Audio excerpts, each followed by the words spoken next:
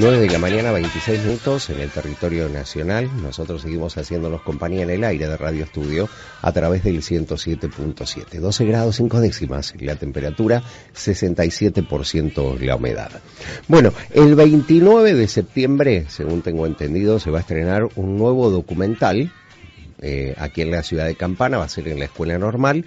Tiene que ver con el túmulo, y para hablar de esto lo tengo a Nacho Ibáñez y a Joel Balomí, a quien les digo buenos días. Hola, buen Nachito. Día, buen día, Gustavo. ¿Qué tal? Mucho gusto. ¿Cómo va? Tanto tiempo.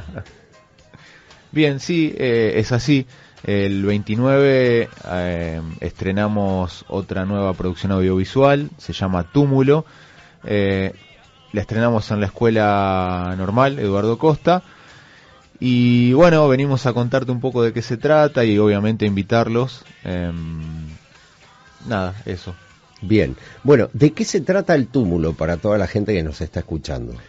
Bueno, esta documental, como te decía, trata de lo que se conoce en Campana como túmulo aborigen, ¿no? Uh-huh. Es un sitio arqueológico que se encuentra en la ribera de Campana, dentro del predio de Euroamérica, cercano a las vías. Y bueno, fue descubierto originalmente por Pedro Pico y Estanislao Ceballos en el año 1878. Hubo una gran excavación arqueológica, fue importantísima a nivel nacional, una de las primeras, incluso con prácticas arqueológicas innovadoras para aquel momento. Y bueno, fue tal la importancia que tuvo que trascendió las fronteras de Argentina, fue muy importante a nivel latinoamericano. Y parte de los estudios y de los restos que aquí se encontraron fueron expuestos en publicaciones en Europa. O sea, fue un hallazgo muy importante, ¿no? Así que bueno, contamos en la documental la historia de aquella primera excavación y un poco el derrotero que sufrieron los restos arqueológicos que se encontraron en aquel momento. Después también hubo otras excavaciones, otras expediciones arqueológicas que se hicieron en la década del 60, donde se encontraron algunos restos de pongámoslo entre comillas, de menor importancia, que fueron los que habían quedado de aquella primera excavación. Y bueno, y contamos un poco todo eso, ¿no? Las teorías que rondan en relación a este tema, si el túmulo que no te expliqué es una formación como si fuera una ondulación dentro del terreno, si ese túmulo fue una construcción natural o si fue una construcción totalmente artificial. Bueno, la documental ronda en esos temas. Uh-huh. Bien, vos decías que hubo una primer, digamos, excavación, que ahí se encontró lo más importante. ¿Cuáles fueron esos hallazgos? Como dicen los informes de aquel momento, le plus joli, lo más lindo, lo más bonito fue lo que recolectaron en aquella primera excavación. Se encontraron alrededor de 34 esqueletos de habitantes originarios, y muchas vasijas, muchos pedazos de vasijas y herramientas hechas con huesos de animales, con astas de ciervo. Bueno, todo eso fue recolectado con ese criterio, ¿no? Si bien eran prácticas arqueológicas quizás un poco más rudimentarias que las que se practican actualmente, pero se dedicaron a recolectar le plus joli, como dice el documento, la crónica en uno de los capítulos de los anales de la Sociedad Científica Argentina. Parte de toda esa colección, se formó parte de lo que fue el Museo de la Sociedad Científica Argentina, y luego de su cierre, algo de ese material formó parte de la colección privada de Estanislao Ceballos, que fue uno de los arqueólogos que vino a Campana. Y cuando inauguró el Museo de Ciencias Naturales de La Plata, esa colección fue donada al museo, ¿no? En el año 1906, el arqueólogo Luis María Torres hace una investigación y un inventario de las piezas que habían llegado hasta esos años de aquella primera excavación, y se encuentran con prácticamente no había quedado nada. O sea, el 90% de todo eso que se recolectó en 1878 había desaparecido. Ajá. Así que bueno, esa historia es bastante interesante porque dentro de la misma documentación encontramos posiciones encontradas en cuanto a qué hacer con los restos. Si preservarlos a nivel nacional, o sea, evitar de que estos restos sean enviados al exterior, y por otro lado, no, al contrario. No sé, por ejemplo, encontramos un registro que habla de la intención de uno de los personajes de la Sociedad Científica Argentina de enviarle un esqueleto entero al famoso científico Charles Darwin, por ejemplo. Ajá. O sea, fíjate la magnitud de aquella excavación, que querían involucrar a Charles Darwin. O sea, es importante, muy importante. Claro. Y ese túmulo está acá en Campana y está olvidado de alguna manera, está ninguneado. Y bueno, queremos que la población de Campana sepa que hay un gran sitio arqueológico importantísimo y bueno, y ver qué se puede hacer, ¿no? Hay muchas cosas que se podrían hacer para darle visibilidad y poder apreciarlo, disfrutarlo como campanenses. Claro. Vos sabés que me llama mucho la atención todo esto, ¿no? Y que me digan que es como que está olvidado, es como negar un poco parte de nuestra historia y parte de nuestra cultura, ¿no? Porque estamos hablando de una época muy antigua, donde en realidad ya podríamos hasta resguardar que a quienes fueron los habitantes de Campana antes, muchos años antes, digamos, de la creación del partido.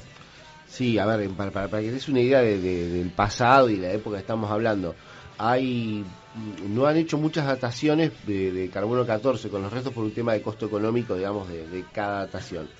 Pero ha habido dataciones que te dan unos 1500 años de antigüedad.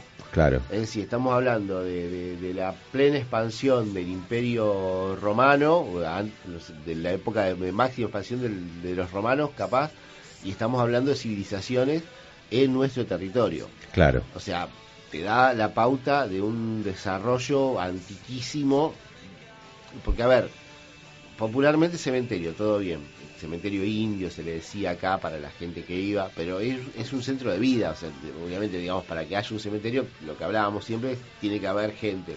Claro. Entonces está esa impronta, digamos, olvidada de ese pasado originario local. De hecho, a veces cuando se piensa en pobladores originarios de la zona, se cruza por la cabeza del imaginario guaraníes. O sea, digamos, como la idea de decir, bueno, acá, capaz que había ahí, capaz guaraníes. Bueno, eran chanás, o sea, es una entidad arqueológica y cultural totalmente distinta a la que habitaba nuestra zona, con una complejidad muy grande, o sea, es una cultura muy compleja y que a nivel local directamente no está ni analizada. O sea, no es que el campanense medio tiene una idea del pasado de la cultura chaná en nuestra región. No hay, digamos, un conocimiento general. A ver, de hecho nosotros mismos, o sea, cuando empezamos a laburar el tema del documental, partíamos de la base, sabíamos que estaba el descubrimiento, todo bien, pero no teníamos, o sea, el tema de la cultura chaná tampoco lo teníamos nosotros incorporado, o sea, también fuimos aprendiendo un montón nosotros en el documental. De hecho, en la época de Pico y Ceballos, en la primera excavación, ni siquiera se nombran a los chaná, genéricamente eran guaraníes. Claro. Cuando hablaban del origen de es lo que en realidad encontrás, o sea, yo lo traslado, me pasó en vacaciones de invierno, que cuando hacíamos Peter Pan, la parte de los indios, queríamos reflejar indios que fueran autóctonos, digamos, y llegábamos hasta ahí, o sea, en mi falta de investigación, digamos. Claro, pero a ver, pero digamos, no te sientas mal por eso, no está incorporado en el ideario local. Claro. O sea, no está incorporado en el ideario local cuáles eran las culturas previas, a ver, no solamente a los Costa, porque antes de los Costa hubo un pasado colonial muy rico en nuestra región, o sea, no es que vinieron los Costa y dijeron, bueno, acá vamos a vivir y vamos a hacer una ciudad, no, había un montón de población. No sé, para el censo de 1869 ya en Campana teníamos 5.000 habitantes más o menos en el distrito, o sea, claro. 5.000 o 4.000, no me acuerdo ahora, pero un número muy similar. Había, digamos, un nivel de población previo a los Costa bastante grande, Y previo a la época colonial y de la organización nacional había pobladores originarios. Después, bueno, será una cuestión conjetural, en algún momento evaluaremos cuál pudo haber sido el destino de esas poblaciones, eso ya es una discusión todavía más inmensa. Pero, de hecho, era un centro grande de vida, por la cantidad de restos que se encontraron, o sea, sí. No era una aldeíta perdida en el medio de la nada. Y ya te digo, o sea, nuestra idea es poner sobre la mesa ese pasado de pueblos originarios. Y después, bueno, sí, lo que dice Nacho, o sea, ¿qué se puede hacer con el lugar? Claro. Ahí ya el juego es más abierto, ¿no? Porque no es que creemos que nosotros tenemos la solución o la idea mágica de qué hacer en el lugar o no. A ver, hacer un centro de interpretación cultural sería buenísimo, bueno, pero también tiene que tener un presupuesto para que ese centro de interpretación cultural tenga una preservación, que no sea un lugar que se transforme luego en un lugar por no control de depredación cultural, o sea, pero hay muchas alternativas, pero bueno, ahí ya excede, digamos, a lo que nosotros podemos llegar a proponer de manera individual. Claro. Estaría bueno que a nivel general la comunidad diga, uy, mira, hay restos de una población chaná, ¿qué hacemos? ¿Cómo lo preservamos? ¿Cómo lo ponemos en valor? A ver, no sé, en Escobar está Punta Querandí, que han hecho un trabajo bastante interesante, pero no desde el Estado, desde un espíritu movimentario. Bueno, ¿qué podemos hacer acá? El tema es que la cultura chaná capaz no ha dejado vestigios físicos, como decís los diaguitas, que dejaban construcciones. Los tipos construían con los materiales que tenían. Entonces no es que nos llega a nosotros el resto de una casa hecha por los chaná. Sí nos llegan los restos de sus utensilios, de sus armas, de sus elementos básicos de trabajo. Pero por la impronta cultural de ellos no nos queda una casa como para decir, bueno, acá vivían los chaná. Claro. Con paredes. Nos queda el túmulo, por ejemplo, ¿no? Claro. O quizás la casa esté en algún lugar que digamos. Sí, a ver, el resto buscando, ¿no? Imaginando. Lo que no vamos a encontrar es paredes porque los tipos no manejaban piedra para construir. O sea, era más el estilo toldería. Era el estilo de construcción similar a lo de los querandíes, a los guaraníes. Eso sí lo tenían, digamos, bastante parecido por la escasez de piedra, digamos. Claro. Sí manejaban alguna piedra para herramientas y eso. De hecho, tuvimos algunas herramientas en piedra también realizadas por los tipos. Pero eran elementos de comercio. O sea, para que a vos te llegara una piedra a nuestra región, indefectiblemente la comunidad de nuestra región tenía que haber comerciado con comunidades más lejanas, porque no es el elemento natural de, no sé, de la formación de las sierras de la Ventana, que ahí quizá tenían más disponibilidad, o los cordobeses. Los tipos construían con lo que tenían a mano. Huesos de los ciervos nuestros, de los cérvidos del ciervo del pantano. Del pantano, claro. O sea, los elementos que hemos visto de herramientas son el 90% de ciervos, ¿no? Claro. Mirá vos qué interesante. Y esto me decían que se encuentra en un lugar que es privado en estos momentos. Sí, a ver, en realidad la estructura del túmulo en sí misma está en territorio nacional, porque vos por cercanía de las vías férreas tenés unos 35 metros que son estatales, que son de disponibilidad nacional. Ahora, el tema es que para acceder no accedes, digamos, por caminos fiscales, accedes por caminos privados, o podés acceder por las vías, pero bueno. Es medio complicado. Por las vías. Sí, a ver, de chico yo iba caminando también por las vías, pero bueno, no son las mismas épocas, ¿no? O sea que eso es lo que deberíamos en este caso tratar de preservar, ¿no? Que se pueda en realidad ese lugar salvaguardar como parte de la historia camparense también. Sí, a ver, a largo plazo se va a hacer el camino, siguen proyectando el camino al pie del barranco, entonces eso te va a poder generar una accesibilidad un poco más sencilla, pero sí hay que trabajar en ese sentido. Bien. Chicos, el documental se va a estrenar el 29. Sí, el 29 en la escuela Eduardo Costa a las 18:30, en la escuela normal Eduardo Costa a las 18:30, en el marco de los festejos de su 40 aniversario. Sí, nos invitaron ahí con un espacio, que sería este viernes, ¿no? El que viene. El que viene. vamos a cobrar el aporte de un alimento no perecedero para colaborar con algún comedor. Y nada, están invitados, están recontra invitados. Lo bueno es que después de la avant premier, de la primera proyección, va a quedar de libre acceso en la página de Código Plural. Y acá quiero destacar que Código Plural es el medio de comunicación que nos permite de alguna manera producir y difundir este tipo de trabajos. Así que nada, es nuestro agradecimiento también para ellos. No, obviamente que sí, yo creo que va a ser un documental muy interesante. Lo vivimos con el documental del cementerio, ¿no? Que estábamos ahí todos pendientes, esperando el que se pueda ver, sí, señor. ¿no? Porque teníamos mucha intriga. Ahora, como yo hablaba con Esteban el otro día, me intriga ver a ver la ubicación del lugar, qué es lo que pasa, qué es lo que muestran, ¿no? ¿Qué es lo que cuentan? El otro día contaba Esteban que la documental del cementerio, Necrópolis, lleva 14.000 reproducciones en Facebook, o alcanzó 14.000, porque después creo que Facebook convierte los videos HD en SD y se vuelve a cero el contador o algo por el estilo. Ajá. Y 1.000 y pico en YouTube. Así que estamos muy contentos, casi 15.000 reproducciones de un documental. Para nosotros es un golazo. Bien. Re contentos. Bien, Esperamos bien. Lo mismo para este.